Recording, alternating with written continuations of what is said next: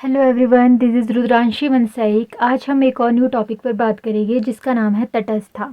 हमारे लिए क्वेश्चन आता है कि जो हमारी तटस्थता है उसके आप काइंड्स और करैक्टरिस्टिक्स बताइए, यानी उसके आप प्रकार और विशेषताएं बताइए। तो मैं आज आपको एक्सप्लेन करूँगी कि तटस्थता है क्या और इसके प्रकार और विशेषताएं क्या क्या है। ठीक है ना। सबसे पहले हमारे लिए सबसे इम्पॉर्टेंट चीज़ कि तटस्थता क्या है।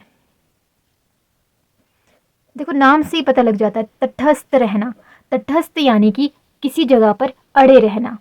क्या होता है ना कि जब हमारे को पता है कि जब हमारा ये सब चीज़ें चल रही थी, वर्ल्ड वॉर 1, वर्ल्ड वॉर 2, ये सब हमारे को देखने को मिलता है। तो क्या होता था कि एक इधर इधर साइड से बहुत सारे देश होते थे, इधर साइड से बहुत सारे देश होते थे। फिर वो आपस में लड़ते थे। तो एक जीतता था, एक हारता था, पर नुकसान दोनों को ही होता था। और ज़्यादातर नुकसान उसको होता था जो कि कमज़ोर होता था। ठीक है ना। तो धीरे धीरे करके लोग इस चीज़ को समझने लगे कि अगर हम हमेशा लड़ाई करते रहेंगे ना तो हमारा नुकसान ही होगा, हमारा भला नहीं होगा। तो उन्होंने क्या सोचा कि क्यों ना मैं ऐसा करूं कि ना मैं इस ग्रुप के साइड जाता हूँ, ना मैं इस ग्रुप की साइड जाता हूँ। मैं अलग रह जाता हूँ और मैं बोलता हूँ कि मैं किसी की साइड भी नहीं हूँ। तो इसी तरह से जन्म होता है हमारी तटस्थता का, यानी कि सबसे अलग रहना, सबसे दूर रहना। ये सिर्फ इसलिए नहीं है कि आप हर चीज़ में सबसे अलग रहो। इसका मतलब है कि अगर दो देश आपस में युद्ध कर रहे हैं, आपस में संघर्ष कर रहे हैं, तो तीसरा देश ना, या ये समझ लो कि जो तीसरा देश है वो मैं हूँ। ठीक है ना। और ये दो देश है, ये दो देश आपस में लड़ रहे हैं। तो मेरी रिस्पॉन्सिबिलिटी ये है कि ना मैं इसका साथ दूँ और ना मैं इसका साथ दूँ, ना मैं इसकी विरोध करूँ और ना ही मैं इसका विरोध करूँ। यानी कि तटस्थता एक ऐसी स्थिति है जिसमें अगर दो देश आपस में लड़ाई कर रहे हैं तो मैं ना किसी का साथ दूं, ना ही किसी के विरोध में खड़ा हूं। यानी कि ना किसी का साथ देना और ना ही किसी का विरोध करना तटस्थता है। ये संघर्ष के टाइम हमें देखने को मिलती है, जब भी कहीं लड़ाई युद्ध वगैरह हो रहा होता है ना, तो ही हमें ये तटस्थता की परिस्थिति देखने को मिलती है। क्योंकि तब देश ऐसा करता है, या तो फिर इस साइड जाएगा या फिर तटस्थ होगा। तो जो तटस्थ होगा, जो किसी का विश्वास किसी के साथ सपोर्ट नहीं करेगा, वही देश तटस्थ होगा। अब हमारे लिए इसकी डेफिनेशन आती है। ठीक है ना। तो हम इसको समझ सकते हैं कि जब कोई देश दो या दो से अधिक देशों के बीच युद्ध या संघर्ष में किसी भी पक्ष का साथ नहीं देता, उसे ही तटस्थता कहते हैं। यानी कि ना किसी के साथ और ना ही किसी के खिलाफ, यही तटस्थता है। जैसे कि हम इसमें एग्जाम्पल देख सकते हैं कि जो स्विट्जरलैंड है वो शुरू से ही एक तटस्थ देश रहा है। उसने ज़्यादातर यही ट्राई किया है कि ना मैं इसके साथ जाऊँ और ना ही मैं इसके साथ जाऊँ, मैं पूरी तरह से इन दोनों से अलग हो जाऊँ। ठीक है। अब हम बात करते हैं इसके प्रकार की कि कौन कौन से प्रकार है हमारे तटस्थता के। प्रकार तो आप समझते हो ना, इसके काइंड्स, इसके टाइप्स की किस किस तरह की तटस्थता हो सकती है। तो भी हम उसको समझते हैं। पहली आती है स्थायी तटस्थता। स्थायी, जैसे कि नाम से पता लग रहा है, जो कि स्थायी हो, स्थायी तटस्थता। ये एक ऐसी तटस्थता होती है जिसमें कि एक बार देश ने बोल दिया कि मैं किसी की भी साइड नहीं लूँगा, तो आगे आने वाले किसी भी टाइम में अगर युद्ध होता है, वो चाहे उसके मित्र के साथ हो रहा हो या फिर उसके मित्र का किसी और के साथ हो रहा हो, वो ना मित्र का साथ देता है और ना ही शत्रु का साथ देता है। फॉर एग्जाम्पल, 3 दोस्त है। ठीक है ना। 2 दोस्त ने बोला हम तटस्थ नहीं रहेंगे, और तीसरे ने बोला कि मैं हमेशा तटस्थ रहूंगा। ये इसका मित्र बन गया और ये इसका दुश्मन हो गया। तो जब इन दोनों की लड़ाई होगी ना, तो ये जो तटस्थ देश है वो ना इसका साथ देगा ना इसका साथ देगा। ये इसने परमानेंटली कर लिया है कि मैं हमेशा के लिए ऐसा हूँ, ना मैं इसका साथ देने वाला हूँ और ना ही मैं इसके साथ देने वाला हूँ। यानी कि स्थायी तटस्थता एक ऐसी तटस्थता होती है जिसमें देश परमानेंटली ये बोल देता है कि आगे आने वाला युद्ध चाहे किसी के भी साथ हो, मुझे कोई फर्क नहीं पड़ता, मैं पूरी तरह से तटस्थ हूँ, मैं पूरी तरह से इन सब चीज़ों से दूर हूँ। तो इसको ही स्थायी तटस्थता कहा जाता है। अब दूसरी तटस्थता आती है अस्थायी तटस्थता। ठीक है ना। अस्थायी तटस्थता में क्या होता है कि ये डिपेंड करता है परिस्थिति के अनुसार, सिचुएशन के अनुसार। हो सकता है कि अभी कोई देश बोले कि मैं तटस्थ हूँ, पर आने वाले टाइम में ऐसा होगा कि उसको लगता है कि अगर मैंने इस देश का साथ नहीं दिया तो आगे आने वाले टाइम में मुझे प्रॉब्लम हो सकती है, या फिर ये मेरा मित्र है, मुझे इसका साथ देना चाहिए। तो ऐसी परिस्थिति जब उसको लगेगी तो हो सकता है कि वो ऐसे बोले कि मैं इसका साथ दे रहा हूँ, वो तटस्थता से हट जाए। तो इसको ही अस्थायी तटस्थता कहा जाता है, जिसमें कि अभी तटस्थता है पर फ्यूचर का कोई पता नहीं कि वो उसकी हेल्प कर भी सकता है, नहीं भी कर सकता है। तो उसको ही अस्थायी तटस्थता कहा जाता है, यानी कि आप परमानेंटली तटस्थ नहीं हो। अब तीसरी तटस्थता आती है सशस्त्र तटस्थता। देखो नाम से ही पता लग रहा है, जिसमें शस्त्रों का यूज़ किया जाता है। पहले क्या होता था, पहले बोला जाता था कि जो भी देश तटस्थ है वो कभी भी शस्त्रों का यूज़ नहीं कर सकता। पर धीरे धीरे इसकी अवधारणा बढ़ी, तो लोगों को भी समझ आ गया कि तटस्थता का मतलब कमज़ोरी नहीं है। तटस्थता का मतलब है कि हमें शांति बनाए रखनी है, हमें इन दोनों से कोई मतलब नहीं, हमें अपना विकास करना है। तो धीरे धीरे समझ आने लगा कि अगर आपको तटस्थ रहना है ना, तो आपको सशस्त्र शस्त्रों की भी ज़रूरत है कि नहीं है? होती है हमें शस्त्रों की ज़रूरत। तो शस्त्र तटस्थता एक ऐसी तटस्थता होती है जिसमें कि जो देश होता है वो तटस्थ होता है, पर वो अपनी आर्मी को बढ़ाता रहता है, अपनी जो मिलिट्री है उसको स्ट्रॉन्ग करता रहता है। तो ये होती है हमारी सशस्त्र तटस्थता, जिसमें कि मिलिट्री को स्ट्रॉन्ग किया जाता है। हालांकि देश तटस्थ है, वो दूसरों पे आक्रमण नहीं करेगा, पर हाँ अगर उसके ऊपर कोई आक्रमण करेगा तो जवाब दे सकता है, अपनी सेना को स्ट्रॉन्ग कर सकता है।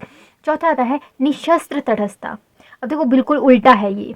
इसमें क्या होता है कि बहुत सारे देश ऐसा मानते हैं कि अगर हम किसी पे युद्ध नहीं करते हैं, किसी से झगड़ा नहीं करते, तो वो भी हम पे झगड़ा क्यों करेगा।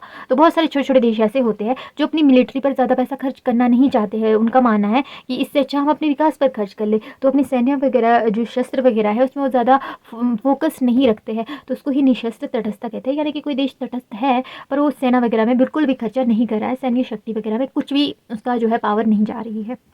उसके बाद आता है सकारात्मक तटस्थता। तो ये भी बहुत इंपॉर्टेंट तटस्थता है। इसमें क्या होता है कि देश पूरी तरह से तटस्थ होता है, पर वो क्या करता है, वो मध्यस्थता कराता है, शांति स्थापित करने की कोशिश करता है। तो इसको हम सकारात्मक तटस्थता कहते हैं कि हाँ वो तटस्थ है पर वो मध्यस्थता करवा रहा है, वो दोनों के बीच में जो है शांति स्थापित करने की कोशिश कर रहा है। तो इसको ही सकारात्मक तटस्थता कहा जाता है। और एक आती है नकारात्मक तटस्थता। तो नकारात्मक तटस्थता क्या होती है, जिसमें कि एक देश पूरी तरह से बोल दे कि भाई मैं तुम सबसे दूर हूँ, तुम लड़ो मरो कुछ भी करो मुझे कोई फ़र्क नहीं पड़ता है, मैं पूरी तरह से तटस्थ हूँ, मुझे ना मध्यस्थता करानी है, मुझे ना कोई तुम्हारे से गिला शिकवा है, ना मुझे तुम्हारे किसी भी चीज़ से कोई फ़र्क पड़ रहा है। तो वो पूरी तरह से अलग हो गया है, तो उसको यही हम नकारात्मक तटस्थता कहा जाता है, जिसमें कि मध्यस्थता वगैरह शांति वगैरह से उसको कोई मतलब नहीं होता। ठीक है, अब हम बात करेंगे इसकी विशेषताओं की। ठीक है ना, अब इसकी विशेषता के बारे में बात करते हैं। सबसे पहली विशेषता आती है निष्पक्षता। अब देखो नॉर्मल सी बात है, अगर कोई देश तटस्थ है, दूसरों से दूर है, तो वो निष्पक्ष भी होगा।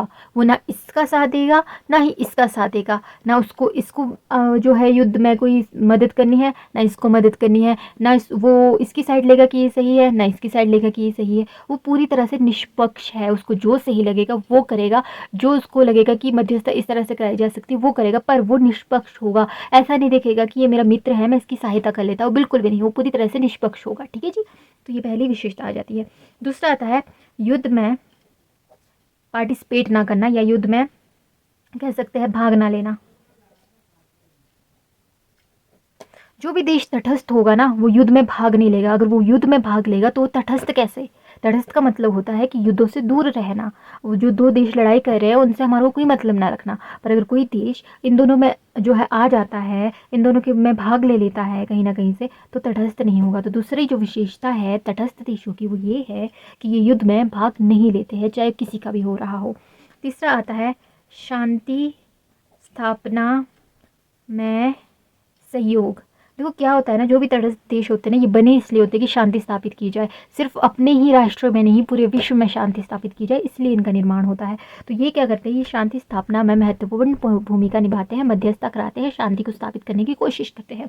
उसके बाद हमारा फोर्थ आता है, वो आता है हमारा सभी देशों से संबंध।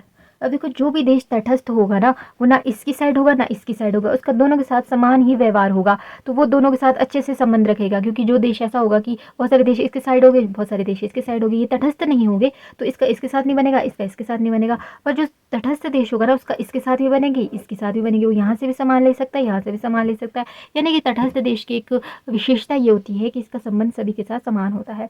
उसके बाद हम इसका 5th पॉइंट लिखते हैं, आत्मरक्षा का अधिकार। तो क्या होता है ना कि पहले समझा जाता था कि तटस्थता का मतलब कमज़ोरी होता है, पर धीरे धीरे हमें समझ आने लगा कि तटस्थता का मतलब कमज़ोरी नहीं होता है, हमारे पास एक पावर है कि हम अपनी रक्षा कर सकते हैं। पहले जो तटस्थ देश होते थे उनको मिलिट्री पावर पे इतना ज़्यादा फोकस नहीं कराया जाता था, पर अब जो तटस्थ देश है उनको पूरा अधिकार दे दिया गया है कि आप अपनी मिलिट्री को जितना बढ़ा सकते हो बढ़ाओ, अपनी मिलिट्री का विकास करो, अपनी सैन्य शक्ति को अच्छा बनाओ। हाँ, दूसरों पर अगर आप युद्ध करोगे बेफालतू में या फिर दूसरों का आप साथ दोगे युद्ध में, तो वो तटस्थता नहीं हुई।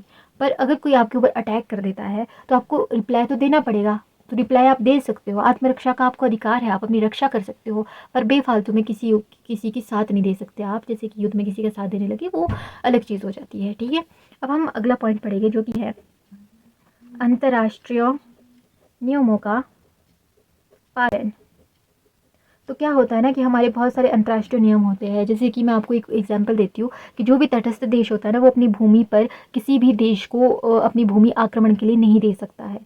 क्योंकि पता है क्या होता है ना, ये कुछ रूल्स होते हैं कि अगर आप तटस्थ देश है तो ना आप अपने कोई भी सैन्य ताकत उनको दोगे, ना अपने अस्त्र शस्त्र उनको दोगे, और ना ही अपनी जो भूमि है, अपना जो लैंड है, उसका यूज़ करोगे उनकी जो कोई भी अटैक वगैरह करवाने के लिए। तो इस तरह से कुछ रूल्स होते हैं इंटरनेशनल ऑर्गेनाइजेशन के, अंतर्राष्ट्रीय कुछ नियम होते हैं। अगर कोई तटस्थ देश है तो उसकी रिस्पॉन्सिबिलिटी बनती है कि वो इन नियमों का पालन करे। तो ये भी इसकी एक महत्वपूर्ण भूमिका हो जाती है, विशेषता हो जाती है।